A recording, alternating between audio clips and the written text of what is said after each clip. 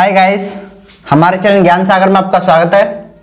तो दोस्तों, last class में हमने आपको ग्रंथियों से निकलने वाले हार्मोन करा दिए थे और ग्रंथियों के बारे में भी हमने आपको भली भांति बता दिया था अच्छे से। जो भी हमारे फैक्ट, जो भी हमारे क्वेश्चन बनते थे वो हमने सारे कल की वीडियो में आपको करा दिए थे। तो आज हम आपको एक नए टॉपिक से शुरुआत करते हैं। तो आज हम आपको रोग संबंधी सभी क्वेश्चनों के बारे में बताएंगे। रोगों से किस प्रकार क्वेश्चन आते हैं। तो दोस्तों, जैसे मनुष्य को यानी मनुष्य के जो शरीर होता है उसे एनर्जी या ऊर्जा प्रदान करने के लिए चार तत्वों की चार स्रोत होते हैं। जैसे कि एक होता हमारा प्रोटीन, एक कार्बोहाइड्रेट होता है, एक वसा होता है और एक होता है हमारे विटामिन्स। तो ये चार स्रोत होते हैं जो कि मनुष्य को ऊर्जा प्रदान करते हैं। उसी तरह मनुष्य का जो शरीर होता है उसे नष्ट करने के लिए बीमारियां जो होती हैं वो भी चार कारणों से होती है। अब वो चार कारण कौन कौन से होते हैं? एक होता है हमारा बैक्टीरिया, एक होता है वायरस, एक होता है हमारा परजीवी और एक होता है हमारा फंगस। तो ये चार कारण होते हैं।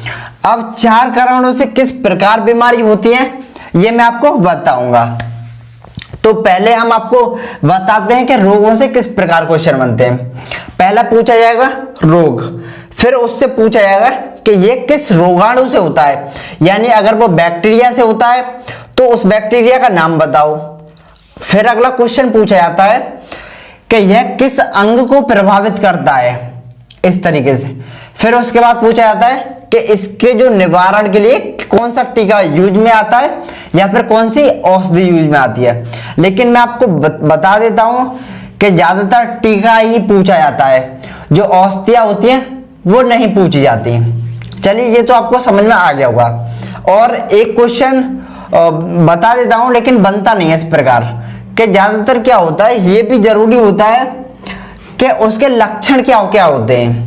जैसे कि आपको पता है, जैसे कोरोना के क्या क्या लक्षण होते हैं, खांसी, जुकाम और यहाँ पे थोड़ी जो सांस लेने में प्रॉब्लम आती है वो सब।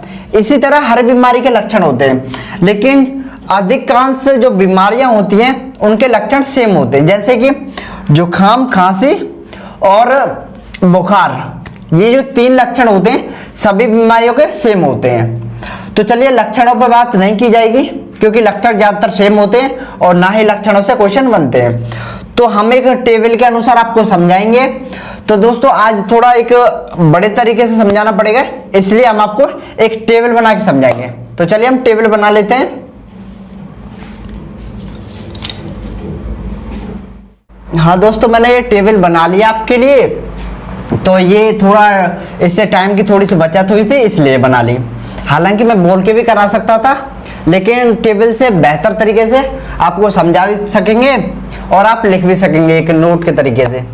तो देखिए, मैं बताता हूँ आपको। देखो, पहले मैं बताता हूँ। देखो, ये जीवाणु से होने वाले रोग लिखा है मैंने, तो इन्हीं के बारे में बताऊंगा।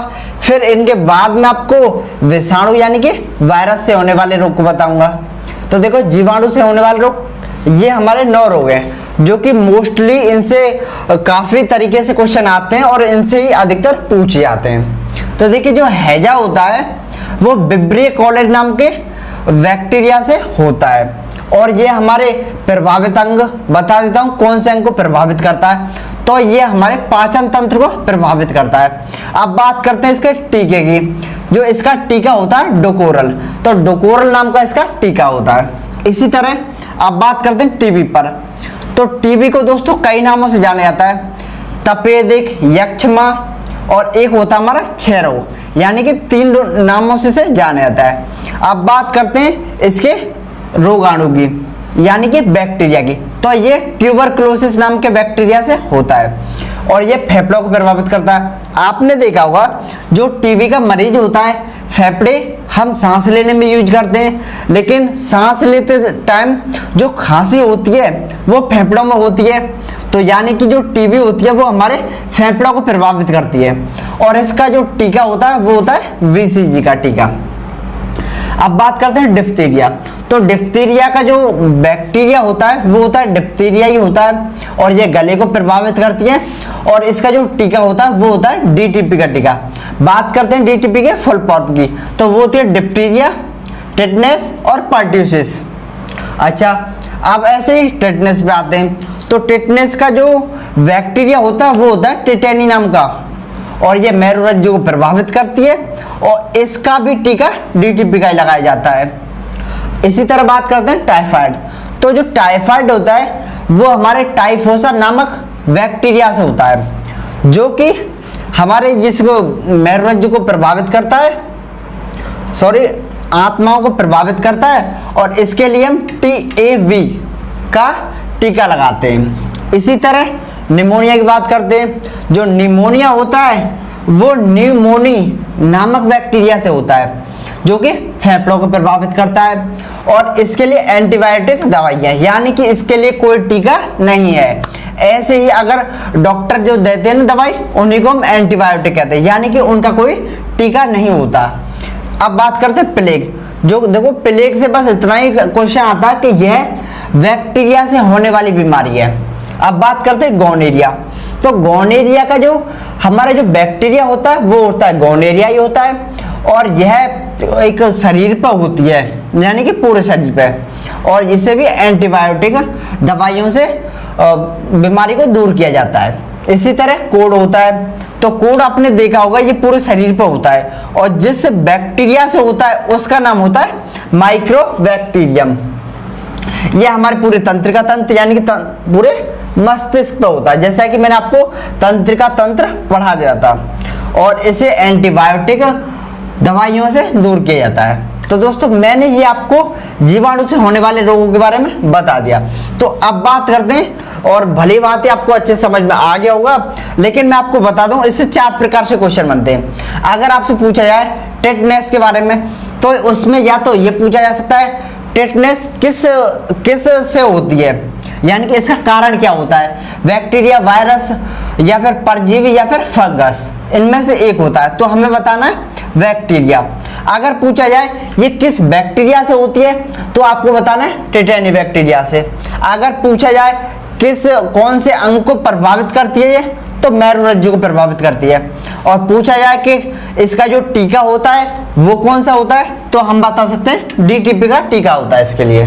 तो इस तरीके से 4 तरीके से इससे क्वेश्चन पूछे जाते हैं। हालांकि मैंने एक लक्षण की बताया था आपको कि इसके लक्षण क्या होते हैं। जैसा कि मैंने बताया था सभी के जो लक्षण होते हैं वो सामान्य होते हैं एक तरीके से, यानी कि सभी के जो सेम होते हैं लक्षण, कोई एक आध में थोड़ा बहुत फर्क पाया जाता है, तो इसलिए लक्षण से इतने क्वेश्चन आते नहीं है। हालांकि नाम मात्र के क्वेश्चन आते हैं तो इसलिए मैंने उसे नहीं बताया, लेकिन सामान्यतः ताप, बुखार, खांसी, जुकाम, ये सभी सामान्यतः सभी बीमारियों में लक्षण समान रहते हैं। चलिए, ये मैंने आपको जीवाणु संबंधित बीमारियां बता दी हैं। अब बात करते हैं बैक्टीरिया यानी कि वायरस से संबंधित, यानी विषाणु संबंधित। तो उसके लिए मैं इसे मिटा देता हूँ, उसकी भी आपको एक टेबल के अनुसार ही मैं बताऊंगा। हाँ तो दोस्तों, हमने ये आपको टेबल बना के बता दिया है। अब थोड़ा आपको समझा और देते हैं। तो जैसा कि अभी थोड़ी देर पहले मैंने आपको बताया था जीवाणुओं से होने वाली बीमारियां बताई थी, उनके रोगाणु बताए थे और वे किस अंग को प्रभावित करते हैं ये भी बताया था, और उनसे जो खत्म करने के जो टीके थे वो भी बताए थे। तो अब बात करते हैं विषाणु यानी वायरस से होने वाली बीमारी को। तो देखो, वायरस से पहले बताते हैं चेचक के बारे में। जो चेचक होता है वो वेरियोला नामक वायरस से होता है और जो शरीर के पूरे शरीर पे होता है, और इसका जो टीका होता है वो चेचक के नाम से ही होता है। अब बात करते हैं छोटी माता। तो जो छोटी माता होती है वह भी वेरियोला नामक वायरस से ही होती है और यह भी पूरे शरीर पर होती है, और इसके लिए दवाइयां होती है एंटीसेप्टिक, यानी कि इसके लिए टीका जो होता है वो नहीं होता है। अब बात करते हैं खसरा की। तो खसरा होता है वो मार्वेलोरम नामक वायरस से होता है, यह भी पूरे शरीर पर होता है, आपने देखा भी होगा, और इसके लिए भी टीका नहीं है, कोई एंटीसेप्टिक दवाइयां हैं। अब मैं आपको बात करता हूं इसी तरह पोलिया, जो कि पोलियो मेलाइटिस नामक एक वायरस से होता है, यह भी पूरे शरीर पर होता है। पोलिया देखा होगा आपने बचपन में, जो पोलिया जो मैडम होती हैं वो पोलिया का टीका लगाने आती हैं घर घर, जो प्राइमरी स्कूल की जो मैडम होती हैं वो देखा होगा आपने। तो पोलिया कहीं पे भी हो सकता है, यानी कि शरीर के किसी के अंग पे भी हो सकता है। तो इसका मतलब ये पूरे शरीर पर। अब बात करते हैं रेबीज। रेबीज यानी कि हाइड्रोफोबिया। तो देखो ये जो रेबीज बीमारी होती है ये कुत्ते के काटने पर होती है। तो मैं आपको बता देता हूं इस बीमारी में क्या होता है, मनुष्य को जल से डर लगता है, इसलिए मैंने आपको हाइड्रोफोबिया, हाइड्रो का तो मतलब ही जल होता है और फोबिया माने होता है डरना, तो हाइड्रोफोबिया। और इसका जो वायरस होता है वो होता है लाइका। यह भी पूरे शरीर पे ही होती है। जब पूरे मनुष्य को, ऐसा तो नहीं एक अंग को डर लगता है उसको, मनुष्य को पूरे को ही डर लगता है उससे। तो इसका जो टीका होता है वो रेबीज का टीका होता है। अब बात करते हैं चिकनगुनिया की। यह भी एक बुखारी होता है। और हेमेटाइटिस, डेंगू बुखार, इन्फ्लुएंजा, ये सभी बीमारियां पूरे शरीर पर ही होती हैं। इनके वायरस जरूर बता देता हूं आपको। जो डेंगू बुखार होता है वह एंडीज इजिप्टियाई नामक मच्छर के काटने पर होता है। जिस मच्छर से काटने पर होता है उस मच्छर से कौन सा वायरस स्थानांतरण होता है, तो मैं आपको बता देता हूं डेन 1, डेन 2, डेन 3। इस तरीके का वायरस जो इसके कारण ही हमें डेंगू बुखार होता है। अब बात करते हैं इन्फ्लुएंजा की। तो इन्फ्लुएंजा H1 और N1 नामक वायरस से होता है। तो दोस्तों इसी तरह ये ज्यादातर तो इससे क्वेश्चन इस तरीके से आते हैं कि बीमारियां ही पूछी जाती हैं। हालांकि इसके जो रोगाणु होते हैं और हमारे जो टीका होते हैं और शरीर यानी कि प्रभावित अंग नहीं पूछे जाते। मैंने आपको बताया था वो अक्सर करके हमारे जो जीवाणु से जो बीमारियां होती हैं उनसे पूछा जाता है और वायरस से इतनी खास नहीं पूछा जाता, लेकिन फिर भी मैंने आपको करा दी है। तो दोस्तों आपको वीडियो समझ में आई होगी और आपको पता लग गया होगा कि जो हमारे वायरस थे किस तरीके से क्वेश्चन बनते हैं और जो हमारे जीवाणुओं से होने वाले रोगों से किस तरीके से क्वेश्चन बनते हैं। तो आप इन्हें यानी कि एग्जाम में आने वाले क्वेश्चनों को फाइट कर सकते हैं। तो अब हम हमारी वीडियो को समाप्त करते हैं और कल आपको फिर से कुछ नया टॉपिक स्टार्ट करेंगे, या फिर हो सकता है हम आपको परजीवी और फंगस से होने वाले रोगों के बारे में बताएंगे। तो चलिए दोस्तों चलते हैं, धन्यवाद।